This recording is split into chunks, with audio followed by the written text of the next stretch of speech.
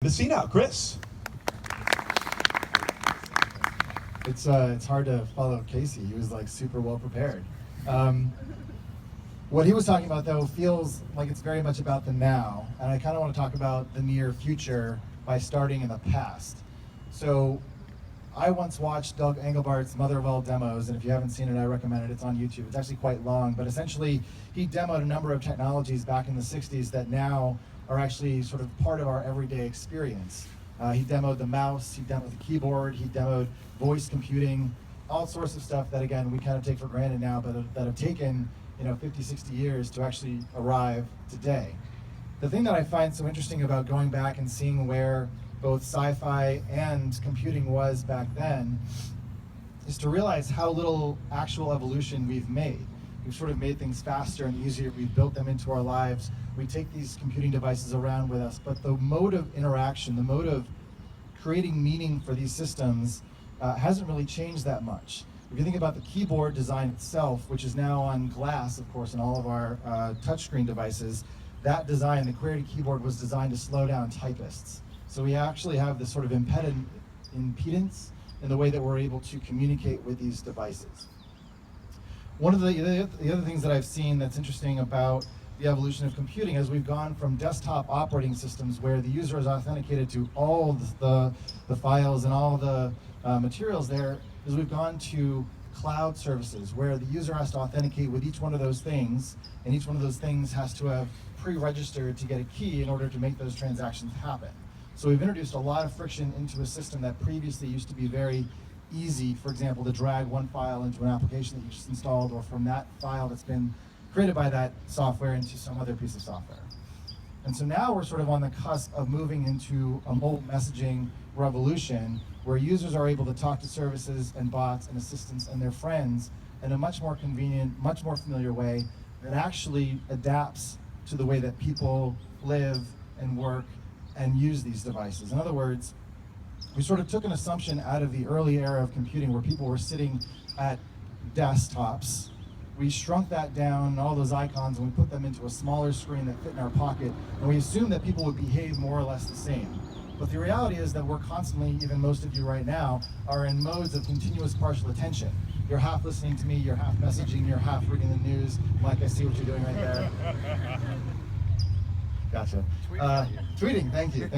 And if you want to tweet, that's totally fine. But calling an Uber, that's good. But the reality is that we have asked, as technologists and as computing designers, for people to lean towards their devices, to lean towards their computers, to make their expression more like something the computer can actually understand.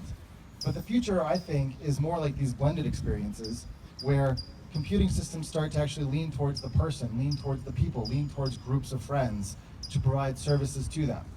So I'm up here, I now work for Uber, and I think Uber is super interesting because it is at the cusp of bringing the internet to reality in a way that a lot of services haven't before. Again, you sort of had these behaviors that were in offices or in bedrooms or in rooms at home.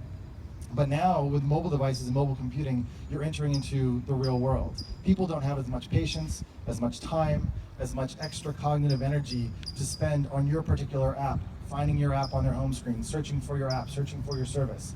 Instead, they're going to think about their friends, they're going to think about the context, they're going to think about the activity that they actually want to engage in, and they're going to need, the term isn't quite right, but wingmen or wing people or wing persons or wing bots or wing women or whatever the wings are to basically help you get things done.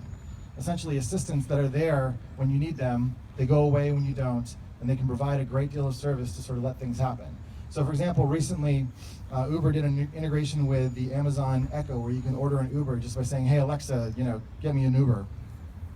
But that's like the start, that's like baby steps, that's table stakes. What I want to be able to do is say, hey Alexa, I want to go out tonight, I want to go to the movies, I'd like to get drinks afterwards, and I'd like a reservation maybe around 7 p.m. for Thai food.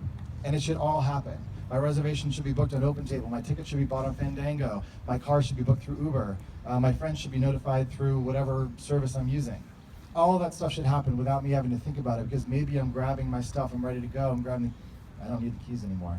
But the point is, that level of stringing things together, of personalization, of authentication, of integrated payments, all of that stuff requires us to be building platforms and APIs and services that actually connect and understand users.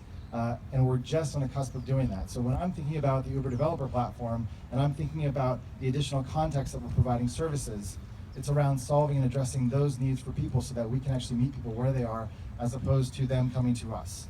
The last thing I'll say about that is that for the last 18 months, Uber has had an API, and now we're starting to offer a platform. And that platform is really about attention and clairvoyance.